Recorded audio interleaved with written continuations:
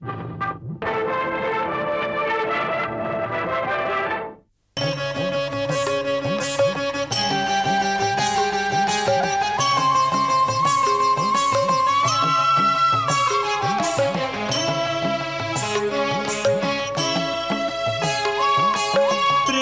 में दो पल जीले पगले, जग है कोई माया। प्रेम में जिसने खोया सब कुछ, उसने ही सब पाया, उसने ही सब पाया।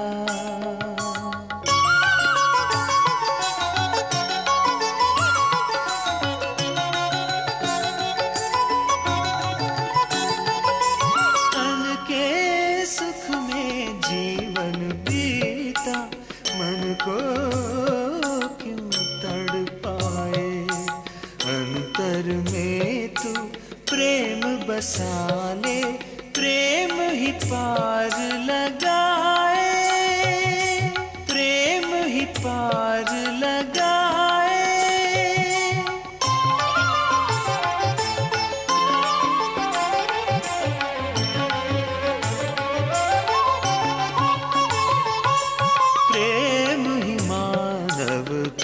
की शक्ति, प्रेम लुटा संसार में, एक प्रेम कथा कभी घटी जो संसार में, जो संसार में।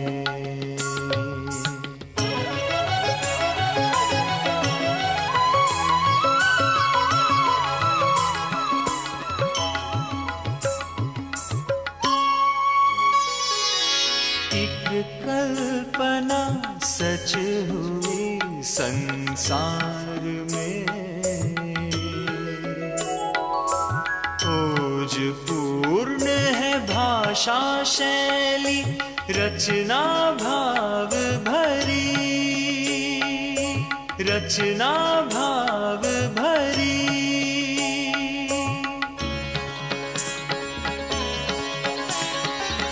कादंबरी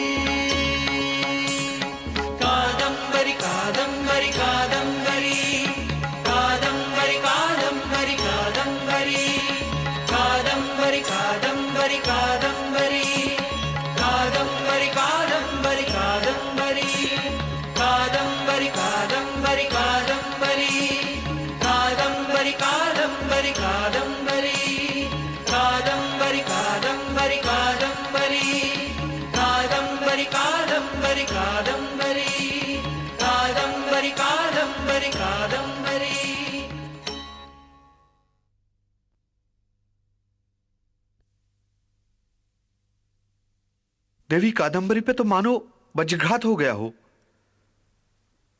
ये ठगेसी उसी पल मूर्छित हो गई।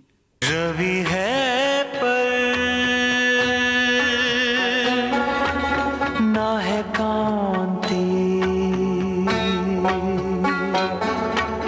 ध्रुम बिना है छाया, जल दिया ना है ज्योति, मौन ही है यहाँ भाषा रवि है। ओ मदलिके, तू धन्य है। तेरे संरक्षण में मेरी कादंबरी पूर्णतः सुरक्षित है।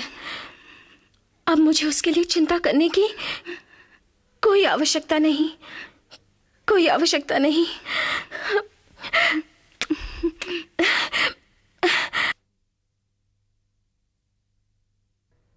तुम मेरे ही रक्त, रंग एवं रूप का प्रारूप हो। मेरे हृदय के टुकड़े, क्या तुम मुझे भूल गए हो? क्या तुम मुझे छलना चाहते हो? आपके साथ छल माते? नहीं, कभी नहीं। मैं आपके साथ छल नहीं कर सकता। माते, बड़ों के आदेशों का उल्लंघन नहीं किया जा सकता। मैं इतने बड़े साम्राज्य का उत्तरदायित्व छोड़कर कैसे जा सकता हूं? 3 वर्ष बाद मैं अभी अभी दिग्विजय के उपरांत लौटा हूं माते। मेरी पूरी सेना मित्र वैशंपायन के साथ अभी भी मार्ग मध्य में ही है। नहीं माते, मैं आपको छोड़कर कभी नहीं जाऊंगा। केवरक। जी महाराज।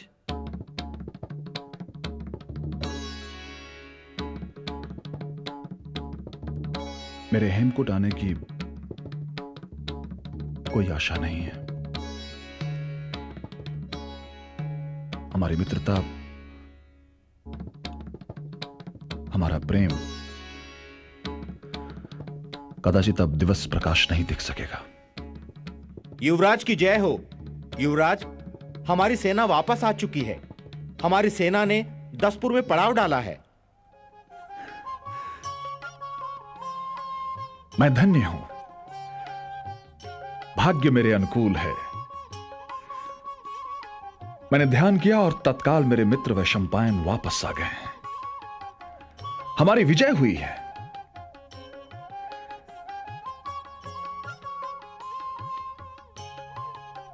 क्या बिना चंद्रमा के चांदनी हो सकती है?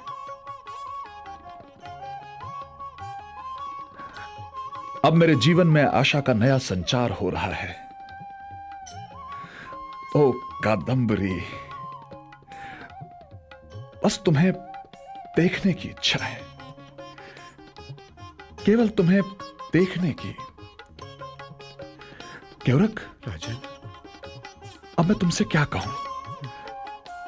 तुमने मुझ पर और मेरे प्रेम पर अनुग्रह किया है। अब कृपा करके तुम तुरंत कादंबरी के पास जाओ। जी। उसके जीवन रक्षार्थ मेरे आगमन की सूचना दो और साक्षी के रूप में पत्रलेखा को साथ ले जाओ। जी। क्योंकि कादंबरी पत्रलेखा से बहुत प्रेम करती है। इसे देखकर उसे मेरे आगमन का विश्वास हो जाएगा। मैं आपकी आज्ञा का पालन करने को प्रस्तुत हूं युवराज। युवराज, अब हम विलंब क्यों करें? केवरक, तुम कादंबरी का कोई संदेश नहीं लाए थे, इसलिए मैं प्रतिसंदेश कैसे भेजूं? पत्रलेखा तुम्हारे साथ जा रही है, सब कुछ बता देगी। जी।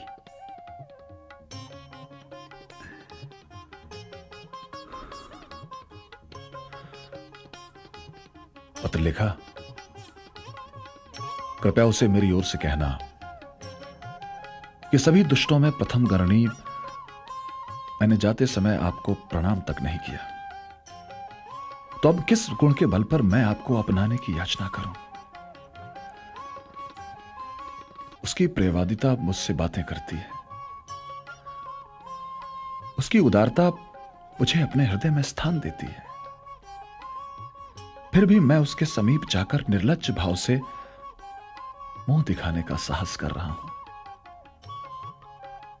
जिस वाणी ने बिना गमनाज्ञा के स्वतंत्र भाव से मेरे चले आने की सूचना दी थी, वही वाणी कह रही है कि मैं कादंबरी के चरणों में आ रहा हूं। अतः मेरा आगमन व्यर्थ ना हो, यह संसार शून्य ना हो जाए, इसीलिए कादंबरी को प्राण धारण करना है। पत्रलेखा, मैं तुम्हें कादंबरी के प्राण रक्षार्थ वहां भेज रहा हूं। मेरा जीवन भी तुम्हारे ही हाथों में है, इसीलिए सावधानी पूर्वक अपनी रक्षा करना।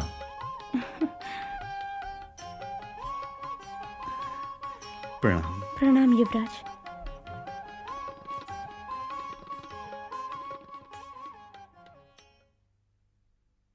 जगत प्रसिद्ध चक्रवर्ती सम्राट तारापीड़ की जय हो। दिग्विजय युवराज चंद्रापीड़ पधार रहे हैं।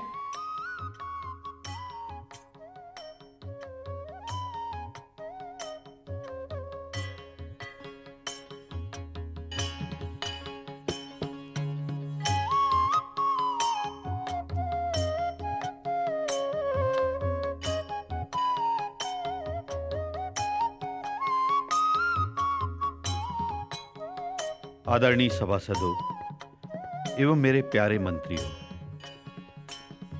आप देख ही रहे हैं कि मेरा पुत्र चंद्रपीड़ अब बड़ा हो गया है। क्या उसके विवाह के लिए यह उचित समय नहीं है? हाँ महामहिम, अवश्य। इन्होंने तो पहले ही इस लोक में विजयी कन्या जयदेवी के साथ विवाह कर लिया है। अब हमें एक सुंदर राजकुमारी के साथ इनका विवाह रचाकर उत्सव मनाना चाहिए। अवश्य, अति शीघ्र ही हमें इनका विवाह तय कर देना चाहिए। आइए इसके हेतु महारानी से विचार विमर्श करें। पिताजी, मुझे आज्ञा दीजिए। मैं दशपुर में सेना के साथ आए हुए अपने मित्र वैशंपायन का स्वागत करना चाहता हूं। हाँ।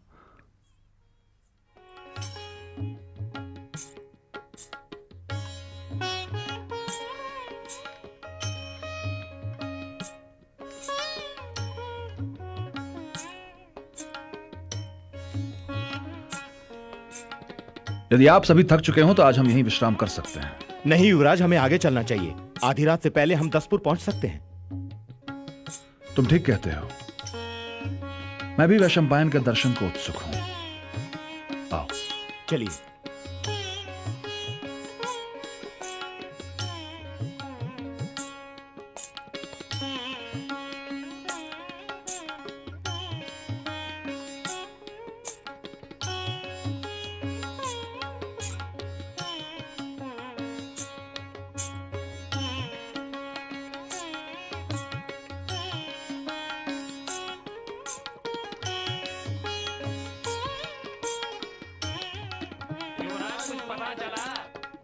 हाँ, पता चला।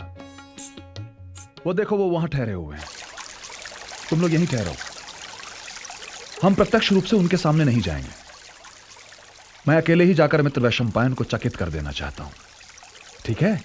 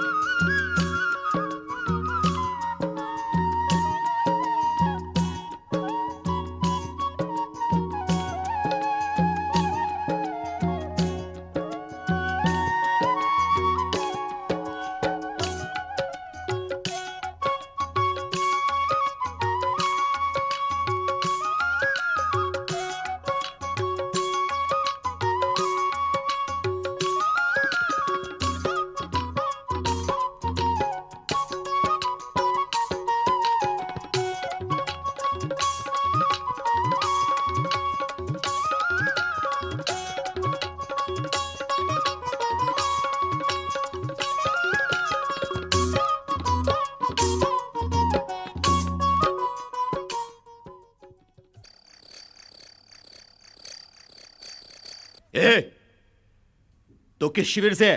तुझे पहचाना नहीं? अब सेनापति के टुकड़ी के शिविर से हूं मैं। पहले तो कभी देखा नहीं। हाँ हाँ। भाई कैसे देखोगे? मदिरा के प्रभाव में जो धुत रहते हो। तुम्हारे जो सेनापति है ना वैशंपायन जी, वो मुझे देखेंगे तो पहचान लेंगे। मेरे नाम की जनवान। ये कोई नवागंतुक है? कदाचित कोई शत्रु हो। कदाचित हमारे रहस्यों को जानने आया है। वो देखो, इंद्रयुद्ध। ये अवश्य ही युवराज चंद्रपीड़ हैं।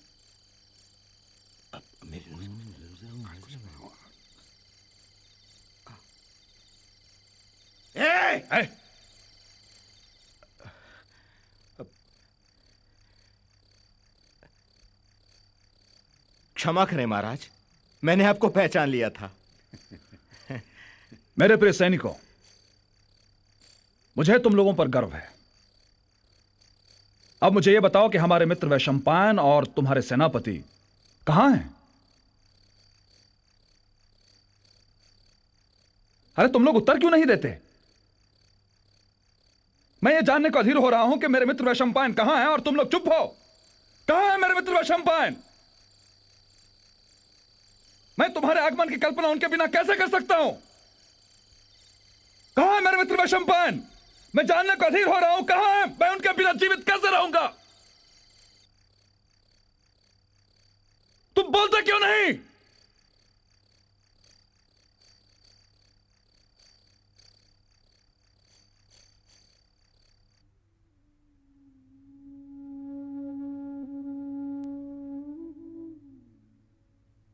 धैर्य रखिए युवराज, धैर्य रखिए। वैशंपायन जी जीवित हैं। युवराज, आप दोनों दीर्घायु हों। युवराज, हम आपको सब कुछ बताते हैं। मेरे प्रिय युवराज, आपके प्रस्थान के दूसरे दिवस ही प्रातःकाल वैशंपायन जी अच्छोत सरोवर गए। कदाचित उस अति मनोहर भूमि को देखकर उनमें मनोविकार उत्पन्न हो गया। हम लोगों द्वारा बार बार समझाने पर उन्होंने कहा, आप लोग सैन्य समुदाय लेकर जाइए, मुझे यहां से नहीं जाना है। हमने उन्हें नाना भांति समझाया तो उन्होंने कहा, इस स्थान से अलग होने पर मुझे अपने जीवन की संभावना नहीं है। आप लोग जाइए, जीवन पर्यंत चंद्रापीड़ की सेवा कीजिए। इसके बाद हम चले आए युवराज। हमें खेद है कि हम उन्हें नहीं ला सके। चलो, संतोष हुआ कि जहां कादंबरी है वहीं वैशंपायन भी हैं। जब मैं वैशंपायन को लौटा लाने को जाने लगूंगा, मुझे पिताजी, माताजी अथवा आर्य शुकनास कोई भी नहीं रोकेगा। जाने पर मैं वैशंपायन को साथ लेके वहीं से आगे बढ़कर कादंबरी से भी मिलूंगा। ये एक अच्छा अवसर है, मैं इस अवसर को व्यर्थ नहीं जाने दूंगा। किंतु इस तरह के वनवास का कारण तथा सर्वपरित्यागी वैराग्य का कौन सा हेतु हो सकता है? मैं अपनी तो कोई त्रुटि देख नहीं रहा हूं। पिताजी के प्रसाद से चरण प्रमत्त राजगृह जैसे मुझे मानते हैं, उसी तरह वैशंपायन को भी मानते हैं। वो एक विनम्र और आज्ञाकारी पुत्र हैं। देवता, पितर तथा मनुष्यों के चरम से भी अभी युक्त नहीं हुए हैं। पुरुषार्थ के साधन धर्म, अर्थ और काम में से एक की भी प्राप्ति उसने नहीं की। तथापि उसने ये क्यों किया? मुझे किसी भी स्थिति में वैशंपायन को ढूंढना होगा। प्रस्थान करने की तैयारी की जाए।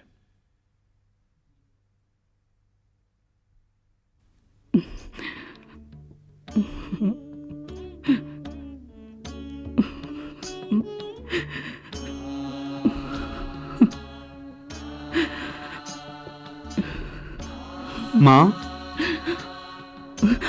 पुत्र वैशंपायन,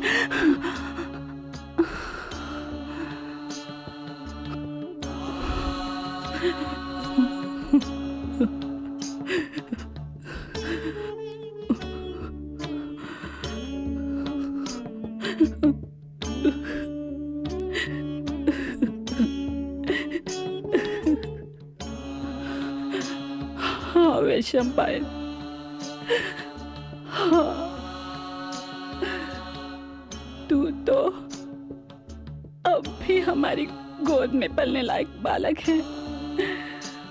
तू तू तू कैसे मनुष्य शून्य महावन में रह गया?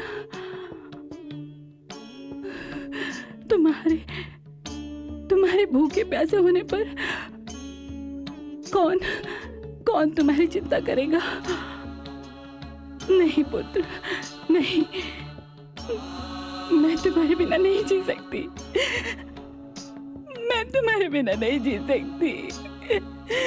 मैं तुम्हारे बिना नहीं जी सकती।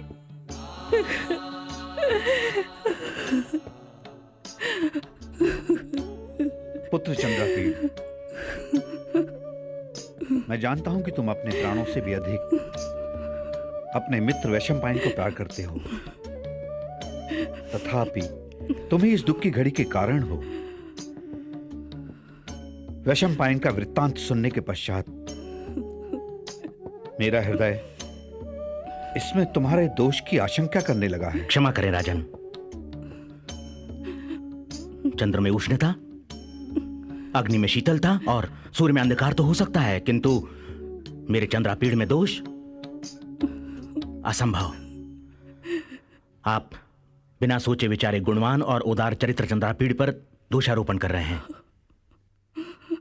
मेरे गंभीर और विवेकी शुकनास,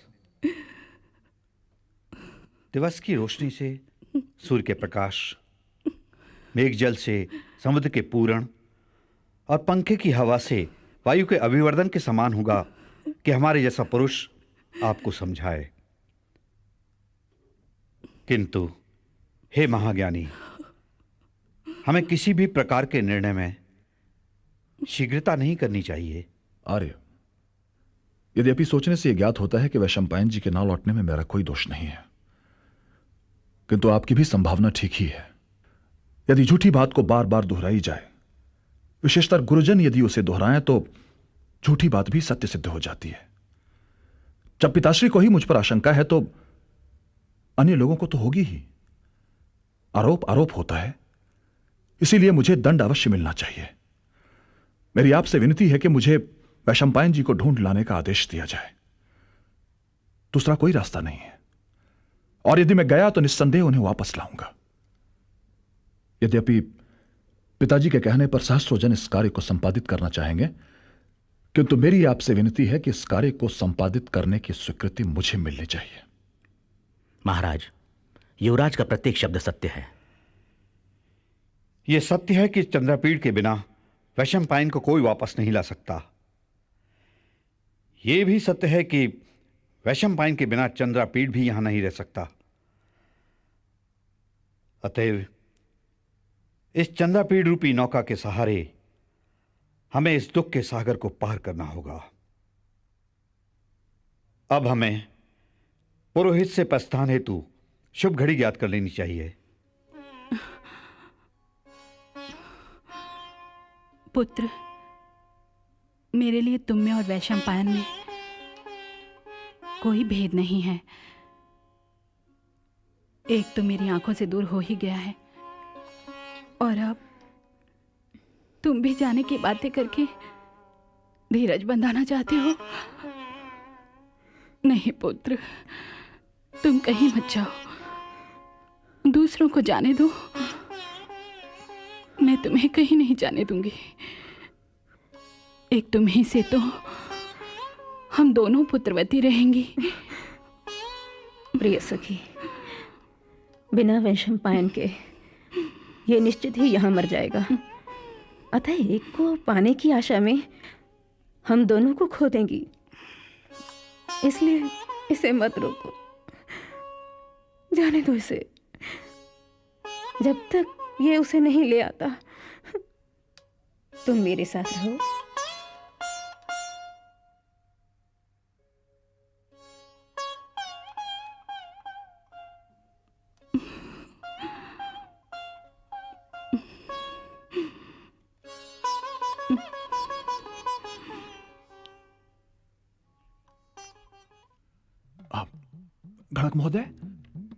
गणक महोदय, जितना शीघ्र हो सके बिना विलंब के उतने ही शीघ्र मेरा मुहूर्त निकालिए। हो सके तो कल प्रातःकाल ही, और पिताश्री को उतना ही कहिएगा। देव, ग्रहों की स्थितियां अनुकूल नहीं है। यात्रा के लिए कल प्रातः बेला सर्वथा प्रतिकूल है। प्रस्थान के लिए कल संध्या का समय उपयुक्त रहेगा। गणक महोदय, मेरे पुत्र को अवश्य ही शुभ मुहूर्त में जाना चाहिए। आप गणक महोदय, पिताजी सत्य कह रहे हैं। मेरे लिए शुभ मुहूर्त ही निकलवाइएगा, कल प्रातःकाल। हाँ हाँ हाँ हाँ, हे राजन, प्रस्थान के लिए कल प्रातः बेला सर्वथा अनुकूल समय है।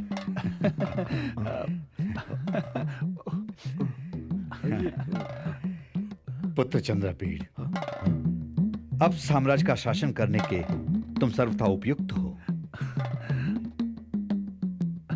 मैंने यह साम्राज्य अब तुम्हें सुपुर्द किया। जाओ, कल प्रातःकाल प्रारंभ होने वाली यात्रा की तैयारी करो। तुम्हारा अभियान सफल हो पुत्र, सफल हो। प्रणाम।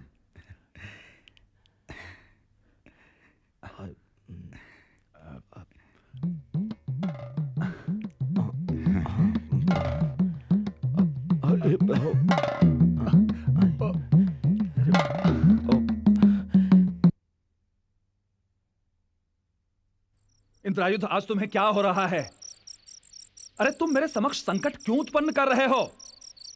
देखो इंद्रायुध, मुझे तुमसे महान सेवा की आशा है और तुम मेरी आशाओं पर तुषारापात कर रहे हो। आज कृपा करके आगे बढ़ो इंद्रायुध। इंद्रायुध, चलो चलो इंद्रायुध।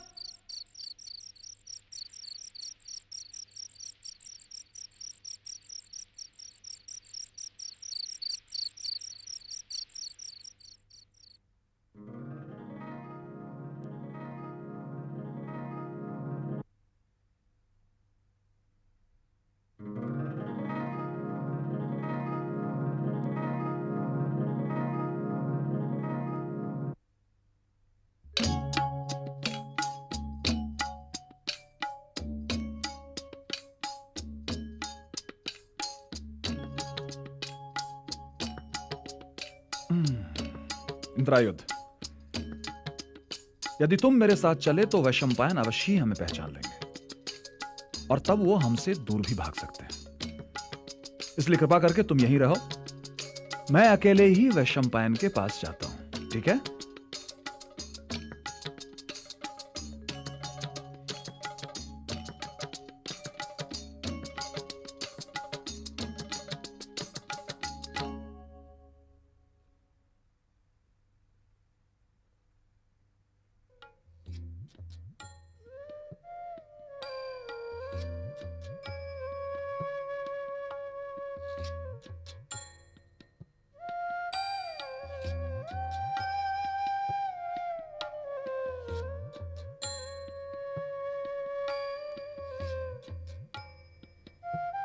मित्र वैशंपायन, युवराज, यह कैसा ध्यान योग है?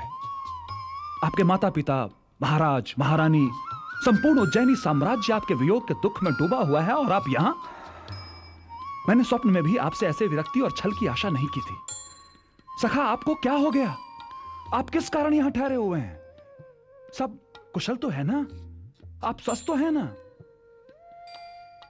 मुझे अति खेद है युवराज। मैं तो मात्र इस सरोवर में स्नान करने और भगवान शिव के दर्शन हेतु आया। तदुपरांत क्या हुआ मुझे कुछ नहीं मालूम। आपके कष्ट हेतु मुझे खेद है। आइए युवराज, चलें। आपका इंद्रायुध कहाँ है? उसे मैंने पहाड़ी पर बांध कर रखा है। आइए पहले देवी महाश्वेता का दर्शन करते हैं। आइए।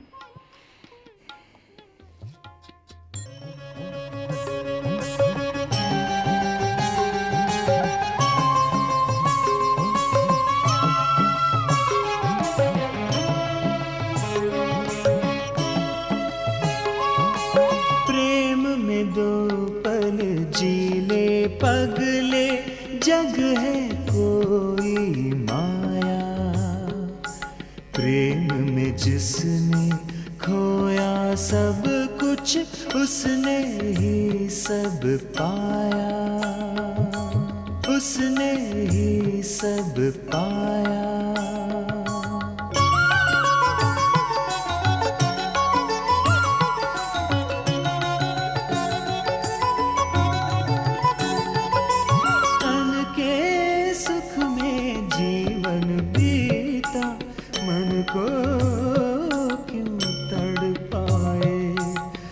अंतर में तू प्रेम बसा ले, प्रेम ही पार